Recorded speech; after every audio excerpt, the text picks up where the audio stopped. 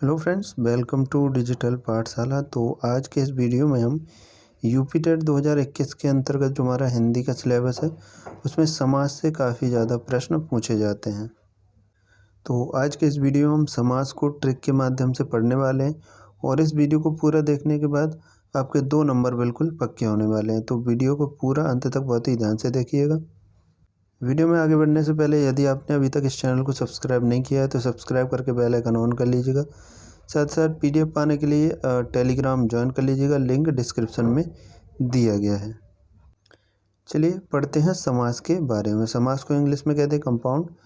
तो समास का शाब्दिक अर्थ होता है संक्षेप, ठीक है। अर्थात दो या दो से अधिक शब्दों से मिलकर बने हुए नए सार्थक शब्द को क्या कहते हैं? समास कहते हैं, ठीक है। जैसे एग्जाम्पल प्रतिदिन शब्द है, ठीक है।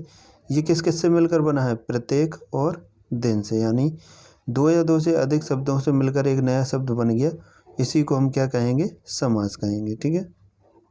चलिए अब जानते हैं समास विग्रह के बारे में। तो समस्त पद के सभी पदों को अलग अलग किए जाने की प्रक्रिया को समास विग्रह कहते हैं। अब समस्त पद क्या होता है? जो समास का ही पद होता है वही समस्त पद कहलाता है, ठीक है। जैसे समस्त पद ये हो जाएगा प्रतिदिन, ये क्या है? समस्त पद। अब इसको अलग अलग करेंगे यानी समास विग्रह। विग्रह मतलब अलग अलग करना। तो समास विग्रह करेंगे तो प्रत्येक और दिन दोनों अलग अलग हो जाएंगे। जैसे शब्द है हमारा प्रतिदिन, इसका समास विग्रह करेंगे तो क्या हो जाएगा? प्रत्येक दिन, यानी अलग अलग हो जाएंगे दोनों शब्द। यहाँ पर एक नोट पॉइंट याद रखिएगा, जो समास रचना में प्राय 2 पद होते हैं, ठीक है। पहले पद को पूर्व पद कहते हैं और दूसरे पद को उत्तर पद कहते हैं, ठीक है। तो ये ध्यान रखिएगा। जो समास रचना होती है उसमें 2 पद होते हैं। पहले पद को यानी जो लेफ्ट साइड में लिखा होता है उसे पूर्व पद और जो राइट साइड में लिखा होता है उसे उत्तर पद कहते हैं। जैसे समझते हैं राजपुत्र शब्द है, उसमें जो पूर्व पद है वो राज है, ठीक है, और उत्तर पद है वो पुत्र है, ठीक है। राज पूर्व पद हो जाएगा और पुत्र हमारा उत्तर पद हो जाएगा, ठीक है। यहाँ पर एक बात का और ध्यान रखिएगा, जो समास प्रक्रिया में बीच की विभक्ति लुप्त हो जाती है। जैसे राजा का पुत्र, ये समास विग्रह में एक शब्द दिया गया है, इसका समास करेंगे तो ये राजपुत्र हो जाएगा। इसमें जो का था, विभक्ति होती है ना, वो लुप्त हो गई यहाँ पर, ठीक है। जो का विभक्ति थी वहाँ पर लुप्त हो गई, यहाँ का विभक्ति का लुप्त हो गया है, ठीक है।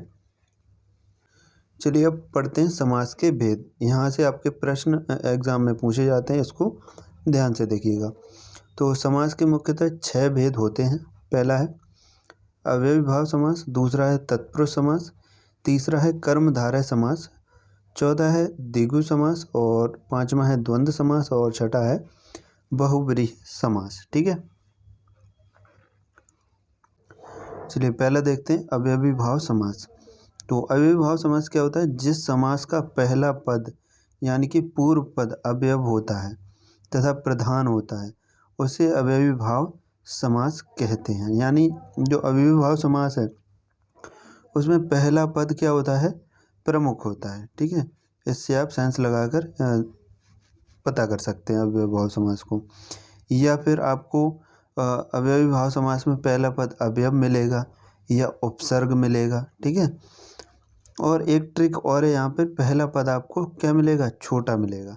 वहाँ से आप पहचान सकते हैं अव्ययी भाव समास को। पहचान, पहला पद जैसे उसमें अनु, आ, प्रति, भर, यथा, यावर, हर, इस प्रकार के आपको क्या मिलेंगे? उपसर्ग मिलेंगे, ठीक है।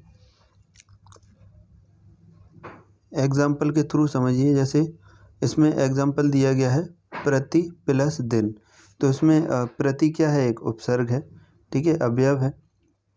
तो प्रति प्लस दिन का क्या हो जाएगा? प्रतिदिन। या इसको समास विग्रह करेंगे तो क्या हो जाएगा? प्रत्येक दिन। ऐसे ही आ जन्म में आ उपसर्ग लगा हुआ है, तो समास विग्रह करेंगे तो क्या आ जाएगा? जन्म से लेकर। ऐसी कुछ और एग्जाम्पल्स हैं जैसे यथासंभव, अनुरूप, भरपेट, प्रतिकूल, ठीक है। उसके बाद ये है तत्पुरुष समास, ये इम्पोर्टेंट है, इसके कुछ सब कैटेगरीज भी होती हैं, उनसे काफ़ी प्रश्न बनते हैं। इसमें क्या होता है, उत्तर पद प्रधान होता है और दोनों पदों के बीच कारक चिन्ह लुप्त हो जाता है। तो तत्पुरुष समास के कुछ भेद होते हैं, उनको पढ़ लेते हैं। तो इसमें आपको विशेष तौर पे एक कारक याद रखने होते हैं। कारक में भी पहला कारक छोड़ के आपको याद रखने होते हैं। जैसे कारक होते हैं कर्ता ने कर्म को करण से, संप्रदान के लिए अपादान से अलग, संबंध काकी के रारी रे और अधिकरण में पर। तो इनमें आपको कर्ता ने जो होता है ना, कर्ता का ने के साथ जो संबंध होता है उसको छोड़कर सारे तत्पुरुष बना लेने हैं। जैसे कर्ता वाला तो छोड़ दिया, उसके बाद कर्म तत्पुरुष बन जाएगा, करण तत्पुरुष बन जाएगा, संप्रदान तत्पुरुष, अपादान तत्पुरुष, संबंध तत्पुरुष और अधिकरण तत्पुरुष। तो इसकी पहचान कैसे करेंगे, जैसा कि मैंने अभी कारक की ट्रिक बताई, कर्ता ने को तो छोड़ना है, उसके बाद कर्म को, तो कर्म को, ठीक है, को का लोप होगा यहाँ पर। जैसे एग्जाम्पल यश को प्राप्त, तो यश प्राप्त, ठीक है, इसमें किसका लोप हो रहा है, को का लोप हो रहा है, ठीक है। उसके बाद करण तत्पुरुष में क्या होगा, कर्ता ने कर्म को करण से, यहाँ पर किससे, किसका लोप होगा, से का लोप होगा, जैसे करुणा से पूर्व।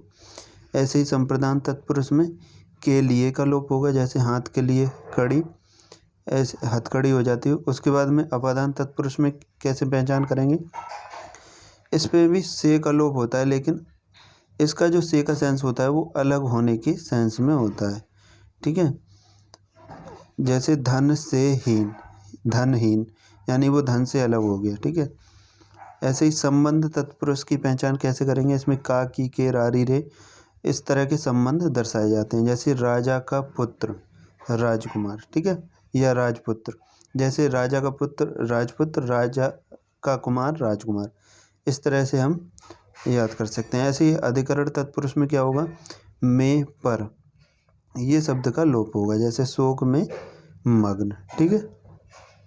अब एक एक करके एग्जाम्पल के थ्रू समझते हैं। जैसे कर्म तत्पुरुष में क्या होता है, को का लोप होता है, जैसे गगन को चूमने वाला, तो गगन चुंबी, यश को प्राप्त, यश प्राप्त, ठीक है।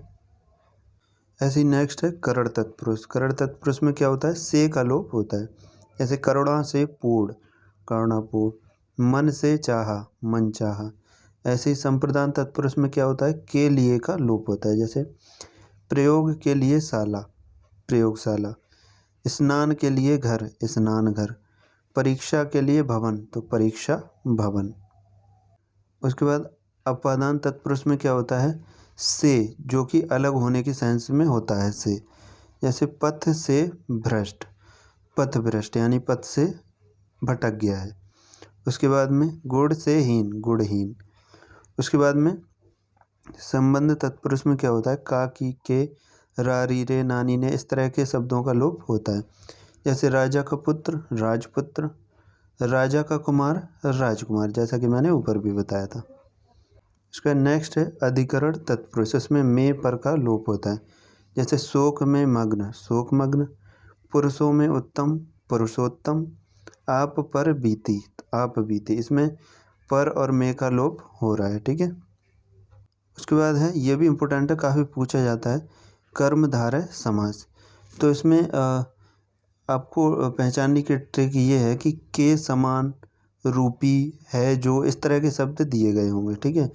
तो इनमें के समान या है जो यानी है जो अर्थात तुलनात्मक शब्दों का लोप होता है, किसमें, कर्मधारय समास में। जैसे कि कमल के समान नयन, कमल नयन, चंद्र के समान मुख, चंद्रमुख, लाल है जो मणि, लाल मणि, ठीक है।